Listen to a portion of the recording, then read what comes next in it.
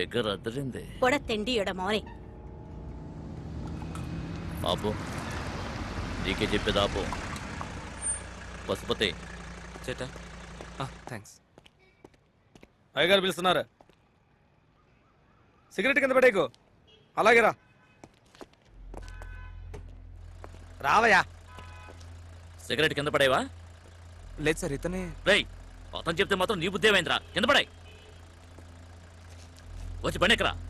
Sir దేనికి sir? చదువుకున్న వాడివే కదా, పబ్లిక్ ప్లేస్ లో సిగరెట్ తాగకూడదని తెలియదా నీకు? ఎక్కరా. Sorry sir. ఎక్కరా. అది కాదు సార్, నేను ఈ స్కూల్లోనే టీచర్గా పనిచేస్తున్నాను. ఈ స్కూల్కి లైసెన్స్ కూడా లేదు, దిగి నీకు సలాం కొట్టాలా? ఎక్కరా. సార్ ఏంటి సార్? ఓయ్, ఏమిటి దిక్కులు వస్తున్నావు? మెడపడుతున్నా, ఎక్కించు.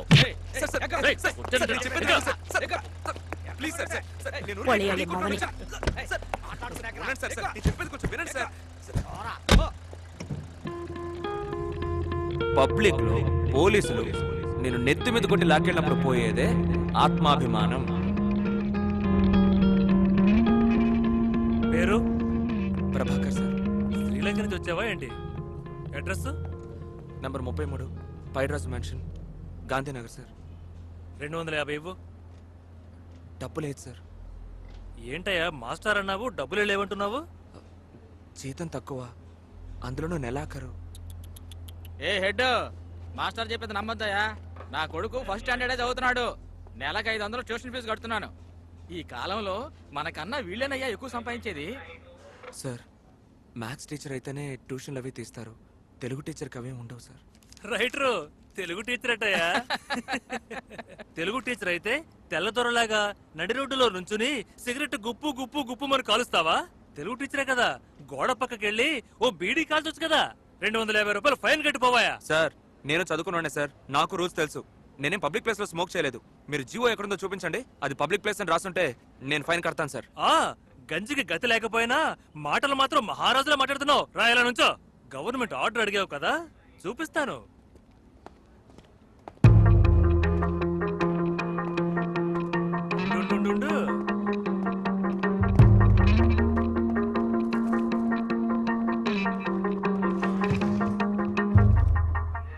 ఏంట్రా చూపు?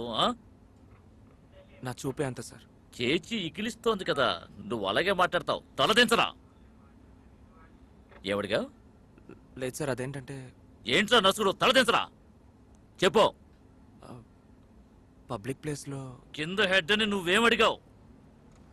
అదే సార్, నేను టీ కొట్లోనే స్మోక్. టీ కొట్టేవని నీ ఇల్లా, లేకపోతే వాడి పెళ్ళాన్ని నువ్వు ఉంచుకున్నావా? సార్ అమ్మాయిల గురించి తప్పుగా మాట్లాడండి.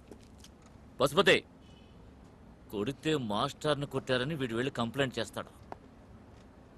నేరస్తులతో ఓ రోజంతా కడ్రాయితో కూర్చోబెట్టు, అప్పుడు వీడికి బుద్ధి వస్తుంది.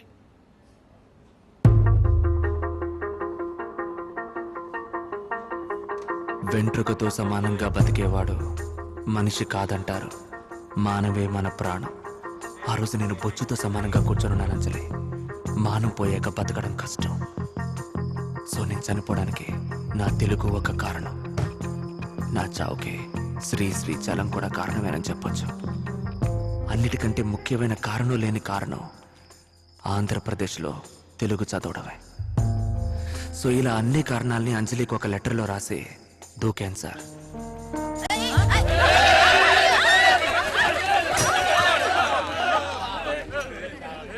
కానీ నేను ఒక పెద్ద వీపీని సార్. దూకే ముందు కరెంట్ ఉందా లేదా అని స్విచ్చెస్ చూసుకొని ఉంటే నాకు అప్పుడే మోక్షం లభించేది.